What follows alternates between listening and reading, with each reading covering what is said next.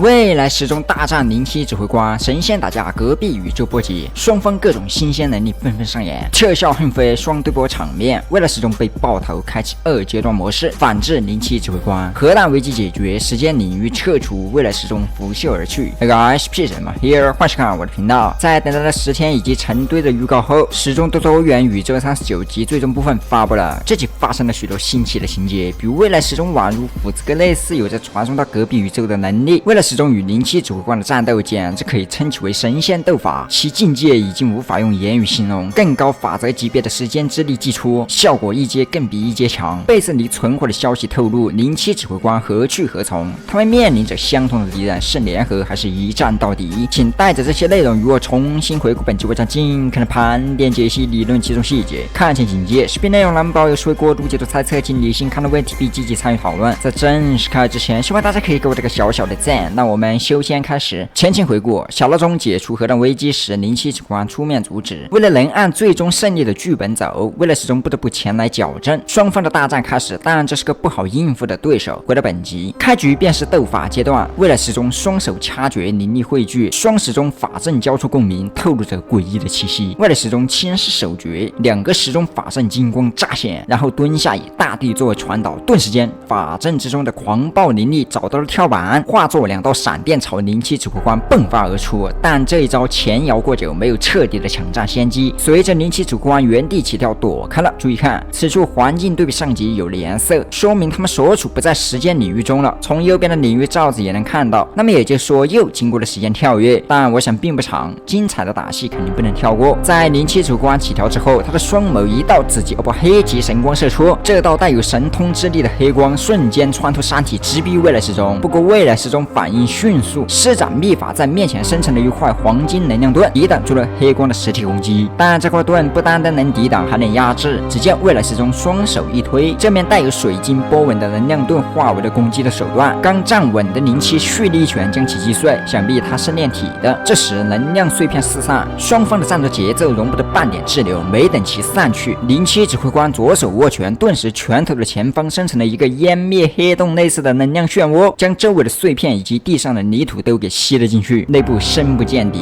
且其中能量波动异常强大，好似因此摩擦空气产生了许多小型闪电。随着他一拳挥出，这湮灭黑洞的口径渐渐变大，径直飞向未来时钟，周遭产生了强大的破坏力。见状，未来时钟比划手诀，双手凝聚出了一个巨大的时间法阵，再次抵挡住了这恐怖的一击。这一段看起来怎么像是参考了复联？此时灵七指挥官背后出现了一个漩涡洞口，虽说与先前的湮灭黑洞相似，但仔细看的话，其实更加相似未来时钟的传送洞口。未来时钟飞扑过来，将灵七指挥官带了进去，场景转换，来到了一个新的地方。此地天空鲜红，地面贫瘠，且四处都有着变异监控，是僵尸宇宙无疑了。二者从天空落下，灵七指挥官似乎有疑问得到了解答。从他的口中可以得知，此刻出现的状况似乎是传送带来的副作用。那么哪个是副作用呢？之前出现的传送洞口是未来时钟生成的，还是因为大爆炸生成的？假设是大爆炸生成，未来时钟应该不会有绝对自信一起跳进来，所以是未来时钟生成的概率大些。此时灵七指挥官2次斧头，似乎对于这个世界他不太适应，经典的水土不服。每个世界有不同的世界法则，可能在这里他也像诸多来到这个世界的角色，好似被削弱一样。还有个可能，由于世界的转换，某些能力遭到了禁止，比如失去了时钟宇宙的联系，就像失联了，亦或是隔绝了某些感应，具体是哪一种，这很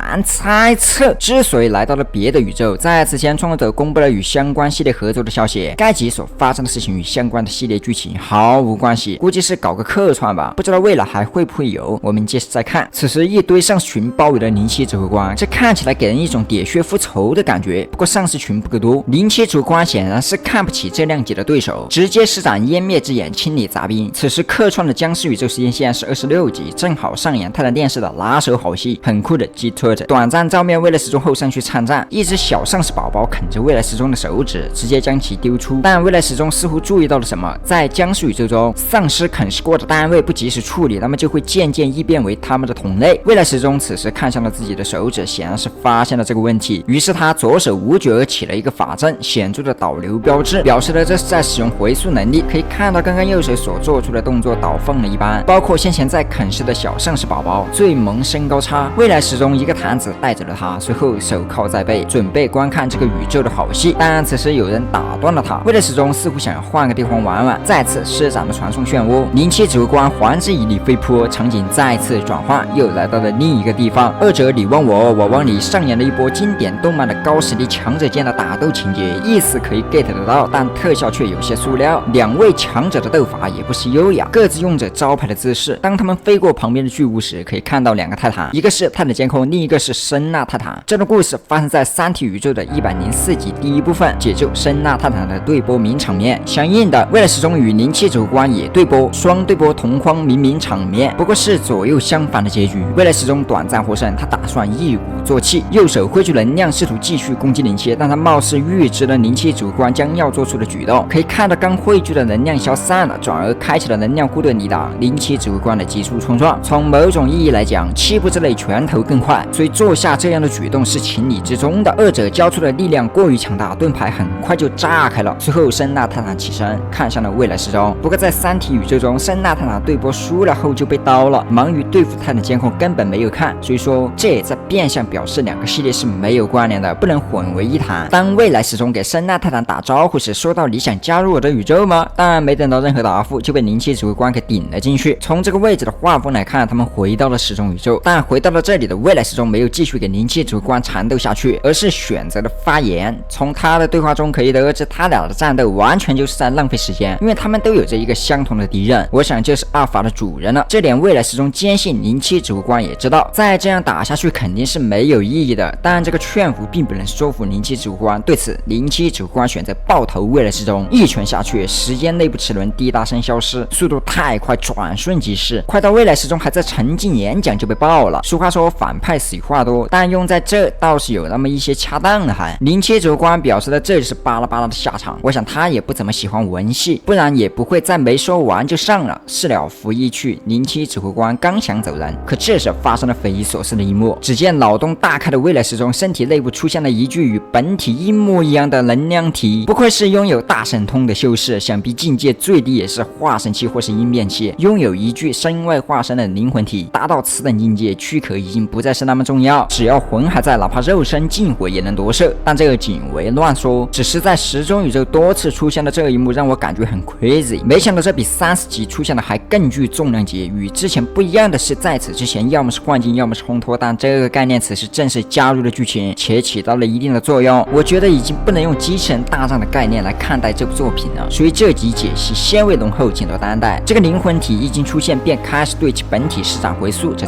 太疯狂了。灵气指挥官发觉了后方的动静，转头看到了完整的未来时钟，又开始碎碎念。他表示你成功惹怒我了 man。 顿时未来时钟弹射起步，速度之快化为一拳超人，眨眼间便将灵气指挥官嗨飞。但连招才刚刚开始，趁灵气指挥官还在空中，未来时钟紧跟而上，随后快拳打击空气，灵气悄然涌现，施展神通流星拳，灵气指挥官被击中，彻底在空中失衡。剑士未来时钟再次双手汇聚原文法阵，仅是片刻，一道金色能量由法阵中窜出，隐约间能量的前方有着一个上古异兽的虚影，这个惊人的威势。但好在没有引发天地异象，准确无误，一击中地。灵气主官因此被击飞到时钟领域内，成功回到了起点。但连招到这仍未结束，在灵气的周围出现了数个未来时钟的虚影，他们一致的动作，双手掐诀，法阵凝聚，这是结阵的征兆。但灵气还没有意识到将要发生什么时，一圈能量已经包围了他，而他的动作也由慢变为了静止。小型时间暂停领域，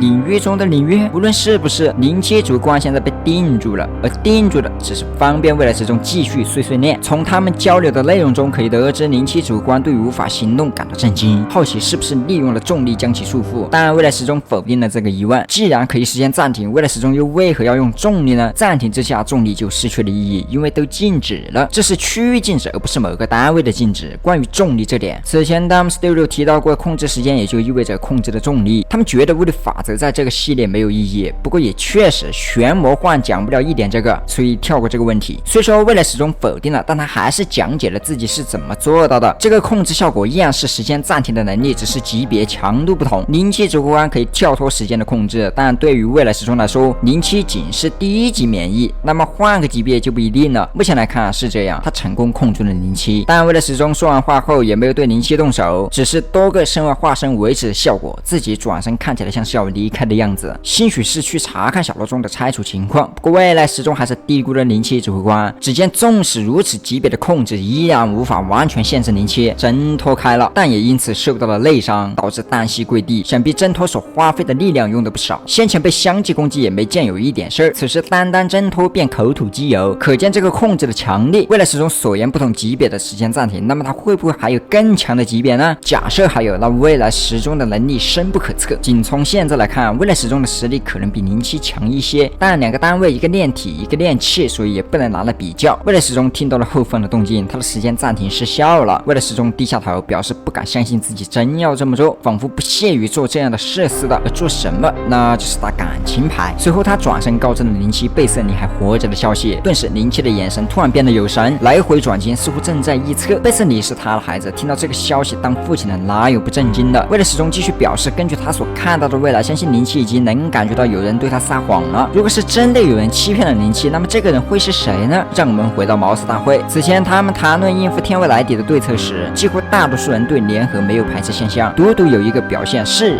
分的异常，这个人就是06。虽说他也在那一场突袭中失去了孩子，但其的表现似乎有些过于个人了，而没有将整个厕所大业放在前列。这段台词的出现给我的第一感觉可能就是他了。06可能对灵气撒谎了，以此来推动复仇的进行，但这个仅为猜测。假设真有这么个人，你觉得会是谁呢？随后为了始终从心灵持续输出，他表示灵气可以定位到贝瑟尼的位置，但却从来没有去试过，因为害怕看见的是一具尸体。好吧，这个兴许是一个当父亲的羸弱，比起看到体无完肤，不如将所有美好潜藏在心中。他不忍破坏这些，可能才没有去找过。但现在贝瑟尼还存在，不算迟。为了始终话还没讲完，灵气指挥官急速飞走，回到刚刚未来始终不屑于打感情牌。现在来看，结果还不错，比起无休无止的打下去，这样做双方都有利。此时一阵阵闹铃声传来，是小罗中在提醒他的时钟。从他手中的线不难看出，已经解决了核弹带来的威胁。他的时钟因此撤下了领域，并表示称赞。随后未来时钟飞来，吓得小罗中一激灵，三人对视数秒，一切心知肚明，尽在不言中。此时他的时钟突然紧握双拳，看向了未来时钟的方向。虽说之前的问答提到过他的时钟是否知道首席时钟离开真相，当然是知道的，但表面上他也不能对未来时钟做什么。从未来时钟所做来看，都是在为时钟整个阵营规避未来的风险。随后蜘蛛时钟和未来时钟相继离开。本集完，这部分是39集的最终部分了。没想到39集就这一集就分为了5个部分，总时长更是达到了惊人的半小时，不亚于一集电视剧了，这简直非常疯狂。虽说50集结尾其实还很远，让我们继续等待下一集的更新吧。后面的内容可能是厕所阻止泰坦时钟的进攻，也就是之前有些预告在这集没有展示的内容，他们可能会在全集版出现。你也可以将你的想法写在评论区。好了，本期的视频内容结束了，如果你喜欢的话，记得不要忘记点赞关注。我是 PC 班，我们下个视频再见。